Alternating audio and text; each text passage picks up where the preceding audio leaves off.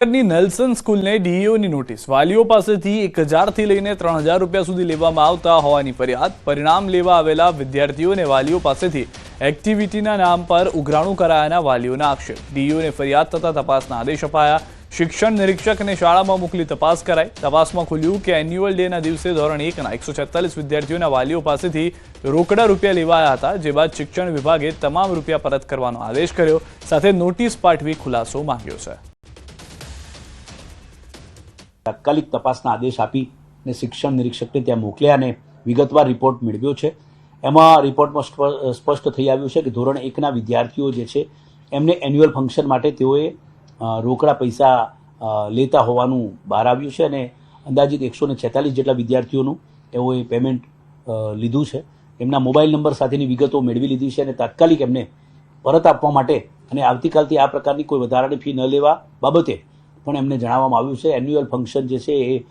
Compulsory હોતું નથી જે વિદ્યાર્થીઓએ ભાગ લીધેલો હોય તેટલા જ વિદ્યાર્થીઓના વાલીઓ સાથે સંમતિ મેળવી અને આગળની કાર્યવાહી કરવાની થતી હોય છે ત્યારે આવું જબરજસ્તી કે દબાણ કોઈ પણ પ્રકારે ચાલી ન શકે એટલે શાળાને અમે શોકોસ નોટિસ આપી છે ખુલાસો માંગ્યો છે એવું છે કે એ एक्टिविटी फी હોય हमारी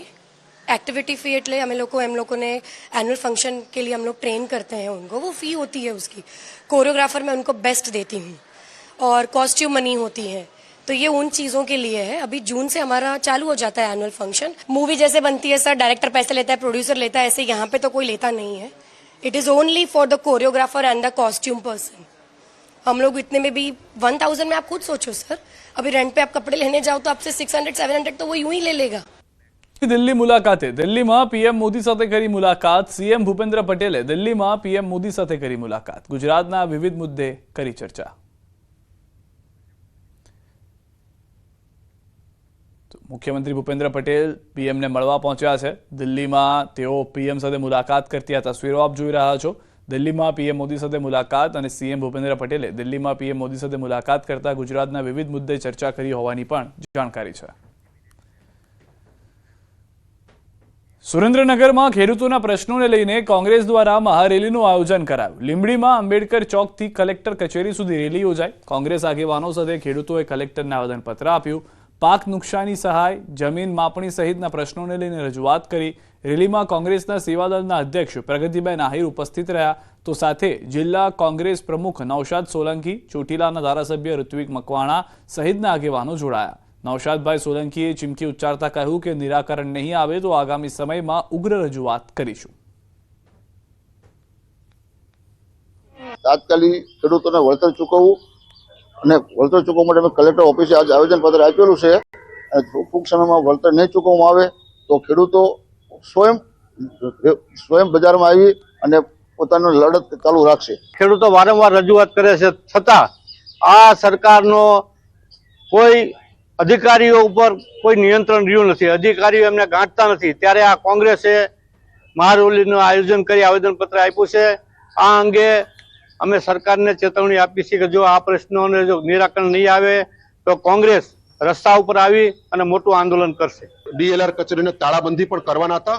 આકસ્મિક રીતે સરપ્રાઇઝ રીતે પરંતુ અમે એમની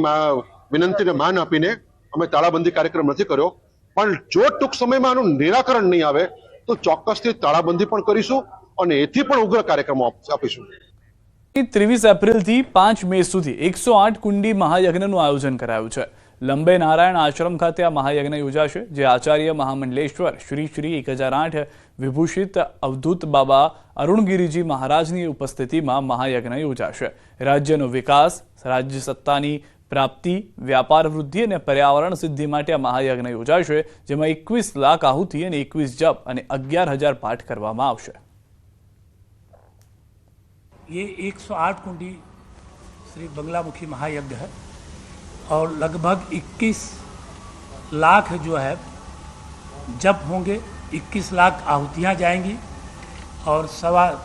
10,000 पाठ होंगे 130-35 आचार्य शास्त्री आ रहे हैं और उनके द्वारा ये आयोजन किया जाएगा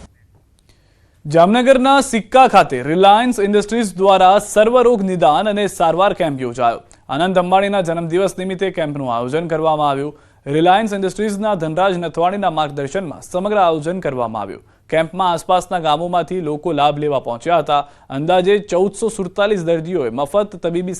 સલાહ અને સંપૂર્ણ સારવારની સુવિધા મેળવી હતી. કેમ્પમાં 17 પ્રખ્યાત સ્પેશિયાલિસ્ટ તબીબોએ સેવા આપી હતી. કેમ્પમાં તબીબી સલાહ સાથે દર્દીઓને દવાઓનું વિતરણ, લેબોરેટરી પરીક્ષણ અને ECG પણ કરવામાં આવ્યું હતું. મહત્વનું છે કે 30 દર્દીઓને પ્રોજેક્ટ દ્રષ્ટિ હેઠળ નિઃશુલ્ક ઓપરેશન કરાવી આપવામાં આવશે. બિલ સુધારા શા માટે જરૂરી હતા? ગૃહ રાજ્યમંત્રીએ ટ્વીટ કરીને એક ઘટનાનો ઉલ્લેખ કર્યો. તેમણે ટાંક્યું કે અમદાવાદમાં તાજેતરમાં બનેલી એક ઘટનાએ વકફ બિલ સુધારાનું મહત્વ ઉજાગર કર્યું છે.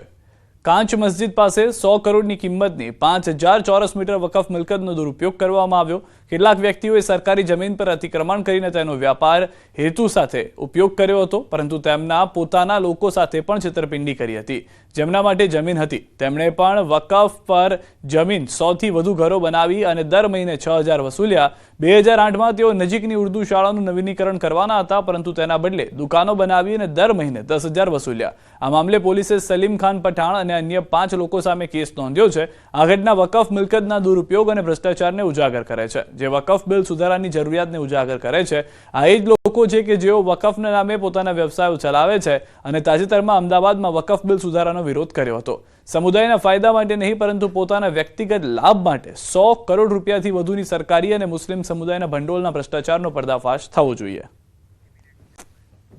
વિશ્વામિત્રી પ્રોજેક્ટને લઈને ભાજપ કોર્પોરેટર આશિષ જોશીએ સવાલ ઉઠાવ્યા. અટલાદરા સુવેઝ પમ્પિંગ સ્ટેશનથી છોડવામાં આવતા અનટ્રીટેડ વોટરની પોલ ખોલી 50થી 60 MLD જેટલું પાણી સતત છોડાઈ રહ્યું છે. વિશ્વામિત્રી નદીમાં વિશ્વામિત્રીને દૂષિત કરવાનો કોર્પોરેશનનો જ કારસો હોવાનો આરોપ લગાવ્યો. આ સાથે તેમણે કહ્યું કે કોર્પોરેશન તંત્રને નદીની માટી ઉલેચવામાં રસ જ છે. આ પ્રકારના પાણી નદીમાં છોડવાથી જળચર પ્રાણીને નહીં થઈ શકે છે મોટું નુકસાન. તાત્કાલિક આ પાણી છોડવાનું બંધ કરવા કોર્પોરેટરે કરી માંગ. સુવેજ પમ્પિંગ સ્ટેશનમાં અનટ્રીટેડ વોટર આ કેટલી ગંદી રીતે છોડવામાં આવી રહ્યું છે, જેનો આ નજારો છે. આ જ રીતે 40 થી 45 MLD ગંદુ પાણી આ છોડવામાં આવે છે. આ તંત્રની જે લાપરવાહી છે હું આપને બતાવી રહ્યો છું. આજે ઉદ્ગમ શાળાએ ક્રિસ્ટોન ક્લાસીસ સાથે ટાઈઅપની વાત બહાર આવતા કાર્યવાહી થઈ. જિલ્લા શિક્ષણ અધિકારીને ધ્યાને આવતા શાળાને નોટિસ ફટકારી. બીજી તરફ શાળા સંચાલકે ક્લાસીસે ખોટી જાહેરાત કર્યાનું જણાવી લૂલો બચાવ કર્યો. પરવાનગી વિના જ શાળાના નામનો ઉપયોગ કરવાનું જણાવ્યું. જોકે આગામી 2 દિવસમાં રૂબરૂમાં ડીઓને જવાબ આપવાની બાંહેધરી આપવામાં આવી છે. નોંધનીય છે કે નિયમ મુજબ શાળાના સમય દરમિયાન કોઈ પણ પ્રકારની ધંધાકીય પ્રવૃત્તિ શાળા કરી શકે નહીં. તેથી શાળા યોગ્ય જવાબ રજૂ નહીં કરે તો શાળા સામે કાર્યવાહી થશે. શાળાએ પ્રાથમિક તબક્કે એવું કહ્યું છે કે આવી તેઓએ કોઈ પણ પ્રકારની જાહેરાત આપેલી નથી, પરંતુ તેઓએ વિગતવાર જવાબ માટે અમારી પાસે સમય માંગેલો છે અને 1 કે 2 દિવસમાં તેઓ વિગતવાર જવાબ કરશે તેવું તેમને જાણ કરેલ છે. તેઓનો જવાબ મળેથી જવાબ સ્વીકૃતિને પાત્ર છે કે કેમ તેની ચકાસણી કર્યા બાદ આગામી નિયમો અનુસાર કાર્યવાહી શાળા સામે કરી શકાશે.